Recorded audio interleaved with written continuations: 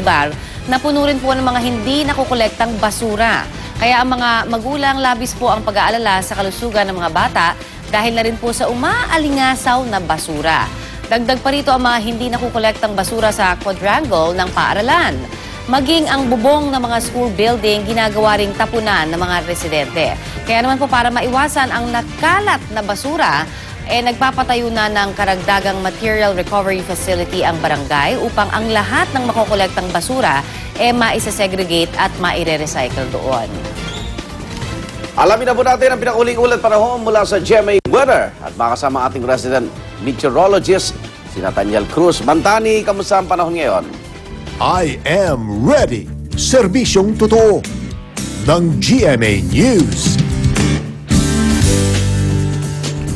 Good morning sa inyong lahat. Para sa mga alis ng bahay, papasok sa school at opisina, heto po ang ating magiging weather outlook sa araw na ito. Isang shallow low pressure area ang namantaan ng Pag-asa at ito ay nasa layong 460 kilometro sa silangan ng Southern Visayas. Hindi pa ito makakaapekto sa aninmang panig ng ating kapuluan at meron tayong tinatawag na monsoon trough. Kaya naman maulap na kalangitan ang inaasahan natin dito sa Metro Manila, kasama na ang kanlurang bahagi ng Luzon. Yung ibang bahagi naman magkakaroon ng mga pag-ulan. At ganito rin ang inaasahan natin sa kanlurang Kabisayaan hanggang dyan yan sa buong Mindanao na kung saan kalat-kalat na dagli ang pag-ulan at pagkulog-pagkilat ang ating inaasahan. Samantala, tingnan naman natin kung uulan ngayong araw na ito sa iba't ibang bahagi ng ating bansa.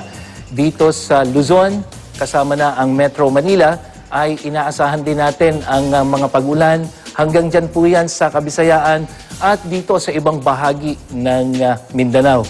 Mataas ang posibilidad ng mga pag-ulan kaya paalala natin sa ating mga mag-aaral, huwag na huwag niyong kalilimutang magdala ng panangga sa inaasahan nating pagbuhos ng ulan.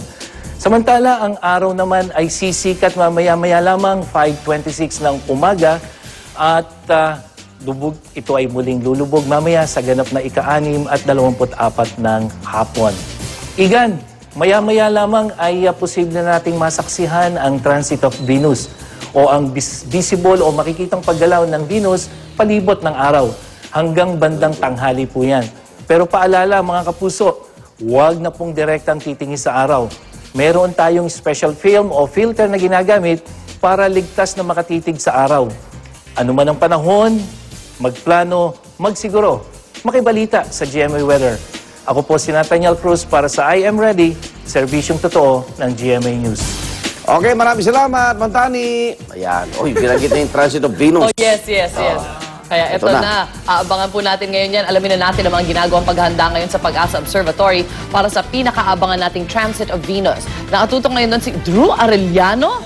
Drew, good morning! Babae, Venus Ako na pumalit kay Katani dito sa Pag-asa. Dahil dito tayo ngayon sa Pag-asa Astronomical Observatory nga para masaksihan ang isang celestial phenomenon or astronomical phenomenon that happens every more than 100 years by pairs. Pag sinasabi natin by pairs, last time naganap ng transit of Venus was back in 2004. And after 8 years, which is today, magaganap ulit ang transit of Venus. And then we will have to wait for another 105 years. That's 2117. That's why buong mundo ay nakatutok ngayon para masaksihan ang isang rare celestial phenomenon. Ano nga ba ang transit of Venus? Ang transit of Venus nga ay isang planetary alignment kung saan dadaan yung planetang Venus sa gitna ng araw pati ng ating mundo, ng Earth. At makikita natin yan mamayang 6:13 in the morning. Now, sabi nga ng National Aeronautics and Space Administration ng Amerika, ang Pilipinas daw is mga konting bansa lamang na maganda ang view. Kumbaga, ang whole transit will be 6.5 hours long. At ang Pilipinas nga will have the best seat in the house. Dahil nga sa Amerika yata, we'll just catch the tail end for like a couple of minutes. Pero dito nga sa Pilipinas, 6.5 hours. Yan. So, mamaya, antabayanin po natin ngayon. Nakita natin mga ibang estudyante na nagsiset up na ng kanilang mga telescope dahil in just less than 1 hour, masasaksihan na po natin ang tinatawag nilang Transit of Venus. Ayan. So, mamayang mga detalye, mamayang updates, ibibigay namin sa inyo sa aming pagbalik dito sa UP Campus sa Pag-asa Astronomical Observatory. Kita naman si Arn. Nakaabang na yan. Guys? Aha, maraming salamat, Aba, paring sumisilip. Drew. Ang dami ko natutunan sa iyo. Thank you so much. Okay, alamin naman natin sitwasyon ngayon sa Corazon Aquino Elementary School dyan po sa Batasan Hills, Quezon City. At nandun po ngayon si Ivan Mayrina. Ivan!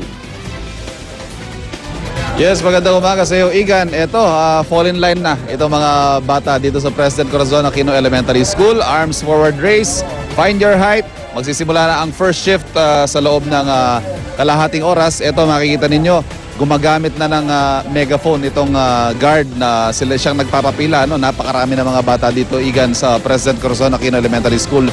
7,000 ang kanilang student population. Sa katunayan, sa grade 1 lang, may 22 sections na hinahati sa 3 shift. Bawat shift, tiga-4 na oras. Isa sa mga discarding ginagawa dito, Igan, ito particular dito para sa mga kindergarten dahil nga kulang ang kanilang mga classroom, itong kindergarten on wheels na dito unang nilaunch sa Corazon Aquino Elementary School. Ito yung mga kinder natin. Good morning. Ako, nahihiya pa yung mga chikiting natin. Ito, yan yung mga kinder natin.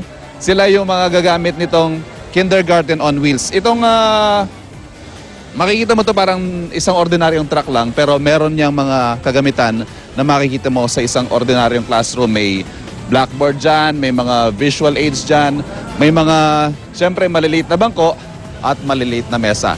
Isa yan sa mga temporary solutions na ginagamit ng President Corazon Aquino Elementary School para mapunan nga yung kanilang matinding kakulangan sa classroom. Tulad na nabanggit ko, 7,000 ang mga estudyante rito pero kanilang classrooms 29 lamang. Kaya ang student per classroom ratio dito ay 1:60 hanggang 80. Depende kung anong grade ang pinag-uusapan natin. Kaya yung mga teachers dito gumagamit na rin ng mga mikropono para lamang marinig sila ng napakaraming estudyante sa kada section na kanilang tinuturuan. Sa pangmatagalan, isang separate classroom building ang itinatayo pero may mga ilang buwan pa bago ito matatapos. Kaya naman habang wala pa, ito nagtsatsaga muna sila sa iba't ibang mga paraan para mapunan ang kakulangan sa classroom. Samantala mamaya, Igan, mga early bird na mga grade 1 students ang mabibigyan natin ng mga tumblers at syempre meron din tayo mga bigay na aklat para sa paaralan. Yan ang ihatid natin mamaya. Balik muna sa inyo dyan. Okay, maraming salamat, Ivan Mayrina. Samantala, nag-isa naman sa pagdinig sa Senado ang Department of Education sa pagpapatupad ng K-12 Basic Education Program ngayong school year. Ayon kay Senator Antonio Trillanes IV, hindi raw porket nadagdagan ng 2 taon ng pag-aaral ng mga estudyante, maganda na ito at epektibo.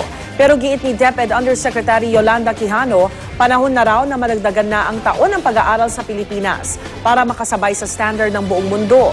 Sa Asia kasi tanging ang Pilipinas na lamang ang may 10 taong basic education system. Kailangan din daw i-decongest ang curriculum para mas maunawaan ng mga bata ang kanilang mga leksyon. Ang Alliance of Concerned Teachers o ACT naman, nangangambang hindi maipatupad ng maayos ang programa sa kabila ng magandang layunin nito. Kulang umano kasi sa training ang mga teacher na naatasang magpatupad nito at kulang din daw sila sa instructional materials.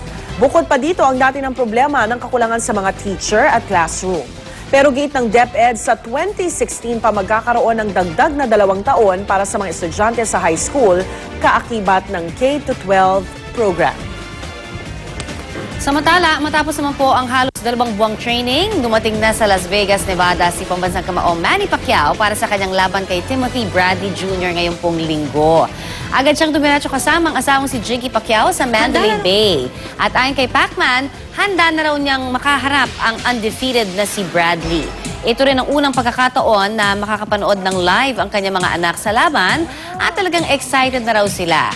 Nakatakda naman ngayong araw ang grand arrival ng pambansang kamao na ni Bradley sa MGM Grand Hotel. Good luck!